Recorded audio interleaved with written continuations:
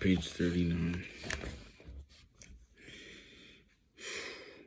Great day. In the morning, Rupture Anderson, yawned before the windshield, lay to the town square with the gazebo and the magnolias throwing long shadows across the grass. Ward had his notes propped up against the horn bar of the steering wheel, and was going through a kind of briefing for the upcoming day. Anderson was dying for a cup of coffee. Around 1500 hours that afternoon, Ward said deeply. Deputy Pills claims he arrested the three boys for speeding. He glanced up from his papers, and his brow frowed. All three of them for speeding? No, just the driver. Anderson chuckled, knowingly how the three of them was doing the same exact speed. Ha! But shook its head. Pell held them in jail until 2200 hours that night, then released them, then drove off. He says he followed them as far as the county line, and he never saw them again. Anderson's drowsy attention was drawn to the front doors of the courthouse, through which Sheriff Stuckey and Deputy Pell had just ambled, damn near arm in arm. They started down the steps, but stopped every three or so to give full sway to their animated conversation. Just looked at the sad sack, Peckerwood. Anderson mumbled. Whoa, who?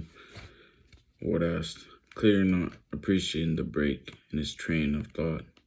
Old Clinton, Pell there, the deputy who wore his black basket weave gun belt, askew, so that his holster sagged halfway down his thigh.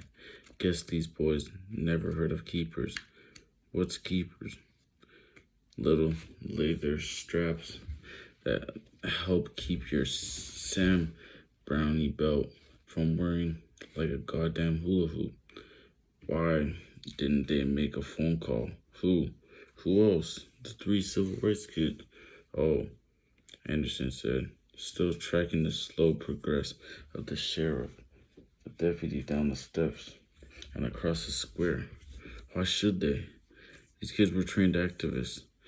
They were taught to check in periodically, and if arrested, they're supposed to call the minute they're released from custody. Their hotel, Negro, clientele, is 5, maybe 6 minutes south of town. They should have phoned from there.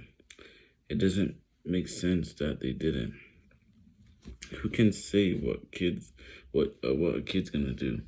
Stuckey parted company with Pell on the side, walked across the street from the southern edge of the square. The sheriff doffed his Panama in greeting at the door to the barber shop, then stepped inside, vanishing into the cool-looking shadows of the place. A couple of doors down the street, Pell was talking to a woman, arguing was more like it. Anderson found himself watching her more than him. She had long white arms and one of those lustrous complexions that come from a lifetime of avoiding the sun.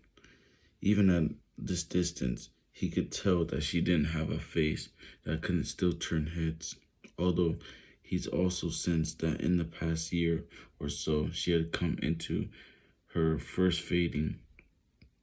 There was something sweetly plaintive, haunting, even about those first laugh lines showed up in the woman's beauty. Pell suddenly grabbed her forearm, then terribly roughly, but hard enough to make her shake free and walk quickly away. She was wearing a pink uniform, which made sense when she disappeared into the beauty salon at the corner.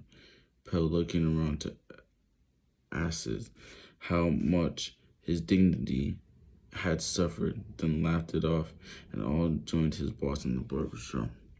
The civil rights office in Yazoo, Ward droned on in. That ain't this fishy one. A voice of his started calling. The moment they didn't check in as scheduled, the sheriff told them. He had no idea where the three young men were, and there is a first lie. We're from the sheriff or the civil rights office, word-eyed them. Who would you believe, Mr. Anderson? I just go easy about calling the Mississippi sheriff a liar, Mr. Ward. Is that because you were one? You were one? Anderson wanted to slap a smirk off of Ward's face. Instead, he focused on the small stars at the bars hanging in the barbershop window. Let me give you a big picture, boss. Please do. I know you don't think much of these cracker lawmen down here. You think they're ignorant bigots?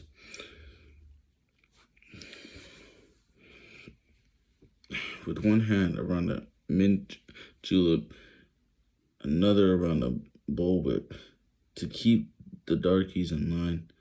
But when Kennedy wanted to take the West Virginia clergy, the college dean, not on your life, he turned to the high sheriff with his fucking hat in his hands.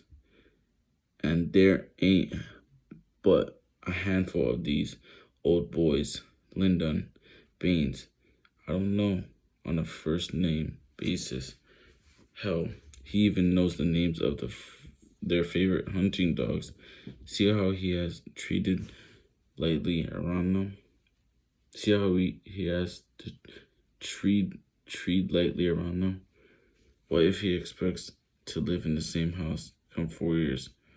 So I ask you, Mr. Ward, what does the President of these United States know that you don't? Ward started back at him for a long moment, then said, let's get something to eat. What Anderson had said about the power of Southern sheriffs was disturbingly true.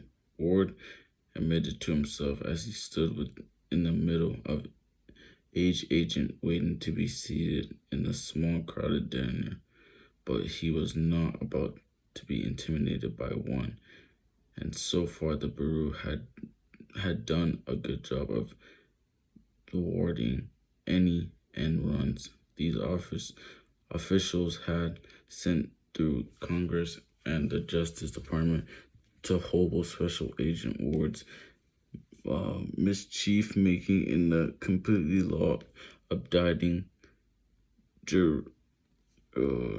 jurisdictions. Still, it was a real fear that awoke him some nights that these forays into medieval South for the sake of justice would be brought to a crashing halt by political pressure. We're full way up. Hey, honey, the waitress said to Anderson, who'd been stealing a glance at her decent enough legs during her last few trips up and down a aisle. You want us to wait an itty bit? Is the wait worth it? We ain't full of nothing, honey. Want a menu while you're waiting? Word realized that most of the men in the place were staring at Anderson and him one by one. He glared back at them, almost enjoyed their sudden discomfort. The waitress must have noticed this exchange. She said, "Soto Voss, don't take no offense, son. Mean and ignorant, every last one of them, especially when they're eating. Something about eating brings out the meanness in some men. So what are you gonna do? Wait." or leave. Wait, Anderson said in a surgy voice. Ward had turned away. Mississippi style flirtation was a bit too cloying for his taste, so just to be near you. But she ate it up and laughed merrily as she rushed to take the coffee pot around. Ward noticed two empty swivel seats at the far, narrow room. What about down there? Anderson smiled uneasily, then said, under his breath, colored. So, don't even think about it, Mr. Ward, Anderson gestures at a nearby booth.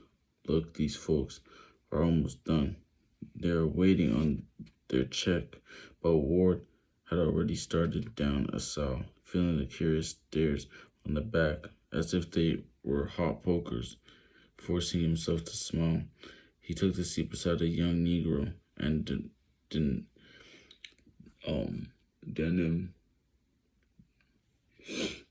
denim work clothes. Good morning. I'm all Ward. He offered his hand.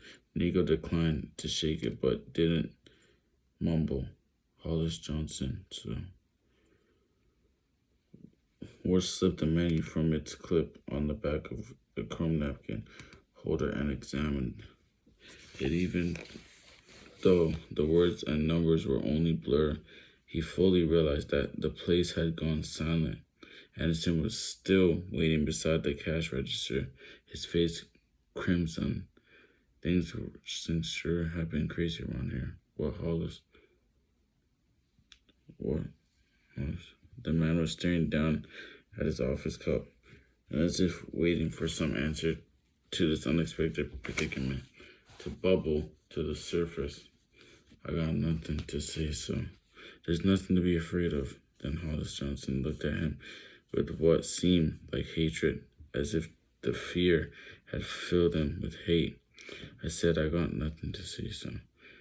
With that, he took $1 out of the front pocket of his faded jeans, took it and under the edge of his plate, and left. Ward saw the Negro and had only started his breakfast.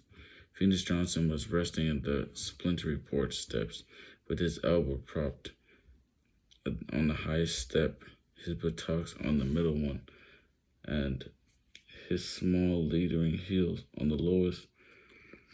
He was waiting for a moon.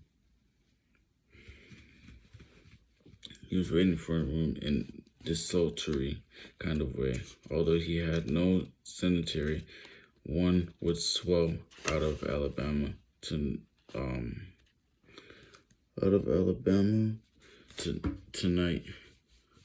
There weren't so many stars like some nights, but he could see enough of them. But the idea of trying to count them out of his head, counting stars, was useless business.